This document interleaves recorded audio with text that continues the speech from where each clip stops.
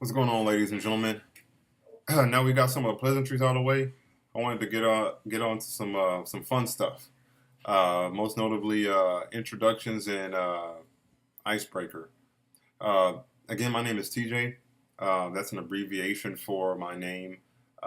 Most people have just given me TJ all throughout my life, and it really kind of stuck. So I just decided to stick with it. Um, Works for me. Uh, Again, I am a millennial. I was born on April 29th, 1983. So that makes me a little bit on the older side for millennials, but I still fit into the cohort. Just a little bit about myself. I was born here in Houston, Texas. I grew up and I spent my summers in either the Caribbean or Central Texas. Uh, Pretty much a normal kid growing up. Loved Saturday morning cartoons, loved video games, loved making my parents happy. Lived in a pretty much a very comfortable, kind of lower middle class, middle class environment. Uh, Joined the army at 17 before I graduated high school. Shipped off right after I graduated high school at 18. Uh, I was in the military for 3 years. I joined the United States Army.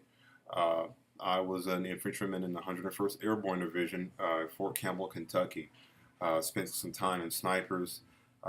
Spent my sometimes as a fire team leader during the initial war, part of the Operation Iraqi Freedom in 2003 to 2004. Really crazy experience to say the least. And that's a whole new conversation in itself. We can go for days about that. And hey, if you got questions about my experiences in the war, I would love to tell you about it. Just message me or email me. I may even open up a channel talking just about that. Um, so I did that. After my time in, I got out. I went to California for a few years to get my head right after the war. Um, I was 19, 20, 18, 19, and 20 when I was in the military, and I saw some really crazy stuff for that age. And I did a lot of crazy things too. And so I needed to get myself together after the war, man. So I went to Cali with my mom. Had an awesome time. Loved California to death. The beach, the hills, the girls, man, you name it. I loved all of it. I did not want to come back to Texas. I did not miss Texas. I was a Cali boy at that point. But did some soul searching. Talked to my mom. Pretty much figured out, hey, I think nursing might be the right fit for me. It just felt right at the time.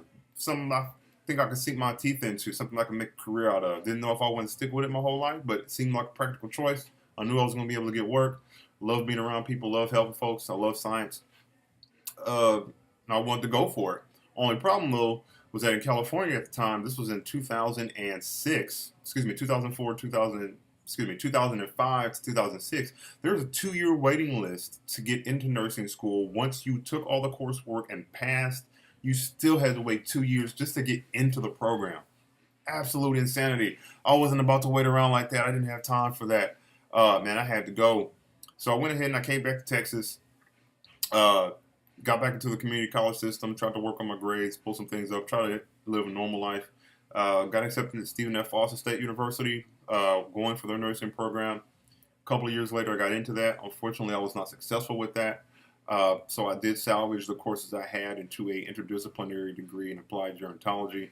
I had minored in Spanish, and then I turned around and got a second bachelor's degree, and I majored in Spanish with a Portuguese specialization, and I minored in chemistry and French because at the time I really was wanting to go to medical school because once I'd done a rotation in the OR, I was like, oh man, I would do this. I'll do this stuff for free. I wanted to do anything and everything under the surgeon. I absolutely love surgery in every way. I wanted to get my hands into everything surgery related, books, videos, manuals, open heart surgery, operations, anything. I was all over it. But again, fate wasn't on my side, and I had to, leave the nursing program. So I tried to salvage what I could. So I did. I did leave the university with 2 degrees. My second degree, I'm 2 courses away from actually finishing. I never actually finished my Spanish Portuguese specialization degree. It's just right there, and I just didn't see the benefit to finishing, and I really should. Um, but in the meantime, I did study in Norway for 6 months. I had spent some time in Germany, France, Denmark, Sweden, Absolutely loved it to death. I would go back tomorrow if I could. I still might do it. I don't know how I'm going to do it, but I absolutely love Scandinavia. And that's a whole new conversation if you guys have questions about Scandinavia. And I'm going to hate to burst your bubble, guys, but Norway is not filled with 6 foot tall, beautiful, busty blondes. No, you're going to find anything and everything up there. Really great people, sweet people. I love the Norwegians. I forgot all my Norwegian, though. All I remember is Hikke bra, tusen takk, Angora, go por tur. I mean, if I got the chance to practice some of my Norwegian to come back, but I had a great time. Absolutely wonderful time there. So after that, during my study of Spanish, I had a chance to go to Brazil. I've been to Brazil several times since then. Went there to study. I took an intensive Portuguese language program. I would go back with Rotary International under a vocational exchange and diplomacy program, and then I would go back several other times under my personal study, on my own personal enrichment there. Love the society. There's something about it that I can't stay away from. The United States and Brazilian culture are very similar to each other. We're almost kind of like a yin and yang or a shadow relationship in regards to how the African diaspora integrated and essentially built up and formed cultural basis and the popular culture of their music and their identity. It's very similar to us. Their popular musics of samba and bossa nova are very similar to how we created the initial blues, which led to the creation of rock and jazz. And again, that's a whole new conversation there. So again, I go back and forth to Brazil. You can see here on my wall, I have some awards I was given from Rotary International. I got a French flag back up there. I have my some military awards, a map when I was in France, all kinds of ornaments and things I pick up during my travels. I keep them posted. I always remember where I go and where I've been and where I'm going. So here now, all throughout the years, I've been able to piece a lot of information together, seeing what my friends are doing, seeing what everybody's doing and where everybody's going. And I've struggled the last few years. I could not find gainful employment. So even as a college-educated veteran who is multilingual, I speak 3 languages officially, 4 languages on paper: English, Portuguese, Spanish, and French.